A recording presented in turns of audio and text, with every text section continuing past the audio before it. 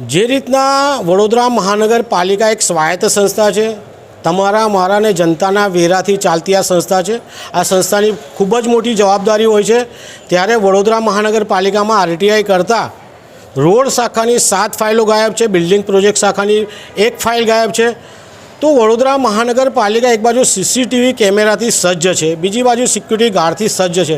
તો આ ફાઇલો ગાયબ કેમ થાય છે?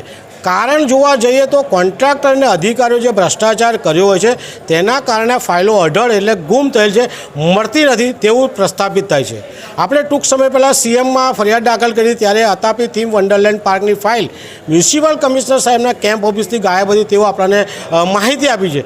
તો આ ફાઇલો જ્યારે અઢળ થતી હોય, ગાયબ થતી હોય, મળતી ના હોય તો કમિશનર સાહેબે જે તે વિભાગના જે પણ વડા હોય તેમની પર પોલીસ ફરિયાદ દાખલ કરવી જોઈએ તેવી આજે અમે માંગણી કરી છે. અતાપીની ફાઇલને લઈને અહીંના અધિકારીએ સયાજીગંજ પોલીસ સ્ટેશનમાં અરજી કરી હતી, પણ હજુ અહીંથી પણ કંઈ જવાબ જતો નથી. એના માટે હવે શું?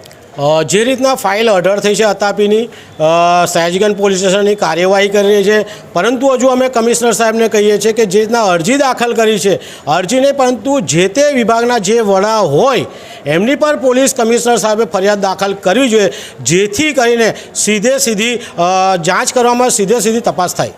કેટલા કરોડનો ભ્રષ્ટાચાર લાગ્યા નવી ફાઇલો? આ નવી ફાઇલો રોડ વિભાગની છે, એટલે કરોડો રૂપિયાના રોડ બનતા હોય છે. જે બિલ્ડિંગ પ્રોજેક્ટની પણ 1 કરોડની ફાઇલ, એટલે કરોડો રૂપિયાના ભ્રષ્ટાચાર જ્યારે થતા હોય અને ફાઇલો ગાયબ થતી હોય ત્યારે હવે જનતાએ પણ જાગવાની જરૂરત છે.